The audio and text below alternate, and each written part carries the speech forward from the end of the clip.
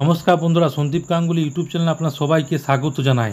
তো বন্ধুরা, লোন নিয়ে রয়্যাল এনফিল্ড ক্লাসিক 350 সিসির গাড়ি কিনছেন, তাহলে প্রতি মাসে কত টাকা পয়সা আপনাদেরকে ইএমআই দিতে হবে।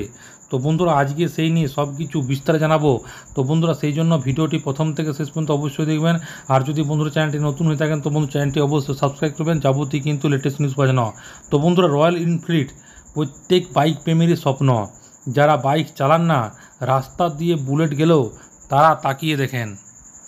রয়্যাল এনফিল্ডে এমনই মজা, সাধারণ বাইকের তুলনায় দাম বেশি, তাই বাইক প্রেমীরা রয়্যাল এনফিল্ড চালানোর স্বপ্ন দেখলেও প্যাকেটের কারণে অনেক ক্ষেত্রেই সম্ভব হয় না।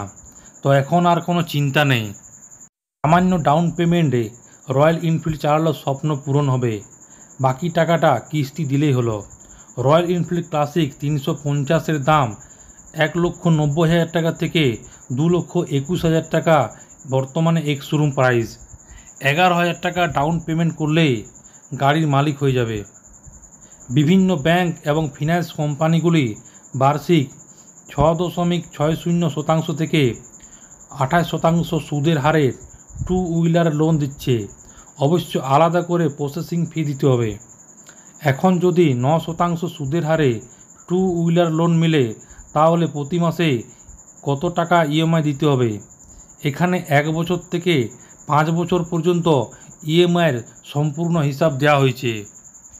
ধরা যাক কেউ রয়্যাল এনফিল্ড ক্লাসিক 350-এর বেস ভেরিয়েন্ট কিনেছে। এক্স শোরুম প্রাইস হলো 1,90,000 টাকা। এর মধ্যে আরটিও বা বিমা ধরা হয়নি। এখন 1,90,000 টাকার মধ্যে আপনি যদি 11,000 টাকা ডাউন পেমেন্ট করেছেন, তাহলে 1,79,000 টাকা লোন নিতে হবে। এখন 9% সুদের হারে এই ইএমআই কত দাঁড়া যাবে সেটা কিন্তু আপনাদের দেখানো হচ্ছে। প্রথমে আপনি 1 বছর ঋণের ইএমআই বলছি। 1 বছরের জন্য 1,79,000 টাকা লোন নিলে প্রতি মাসে আপনাকে 15,654 টাকা করে ইএমআই দিতে হবে। মোট সুদ দিতে হবে আপনাকে 8,846 টাকা।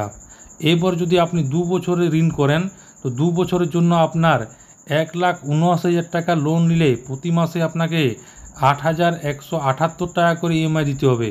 তাহলে আপনার সুদ কত হচ্ছে? 17,762 টাকা আপনাকে কিন্তু 2 বছরে সুদ দিতে হচ্ছে। এরপর 3 বছরে যদি আপনি ইএমআই করেন, তাহলে কিন্তু 1,79,000 টাকার প্রতি মাসে দাঁড়াচ্ছে আপনার 5,692 টাকা ইএমআই দিতে হবে। তাহলে সুদ হচ্ছে আপনার 25,917 টাকা আপনার 3 বছরে সুদ যাচ্ছে। এবার যদি আপনি 4 বছরে ইএমআই করেন, তাহলে 4 বছরে আপনার 1,79 লক্ষ টাকার মোট ঋণ হচ্ছে।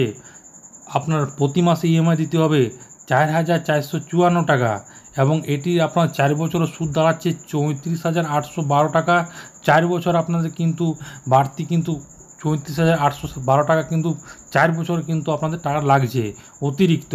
তার পাশাপাশি যদি আপনি 5 বছরের জন্য আপনি ইএমআই করতে চাইছেন, তাহলে 5 বছরের জন্য আপনি ইএমআই করতে হলে 1,79,000 টাকার মোট লোন প্রতি মাসে আপনাকে পেমেন্ট করতে হচ্ছে 3,716 টাকা প্রতি মাসে কিন্তু আপনাদেরকে ইএমআই দিতে হবে।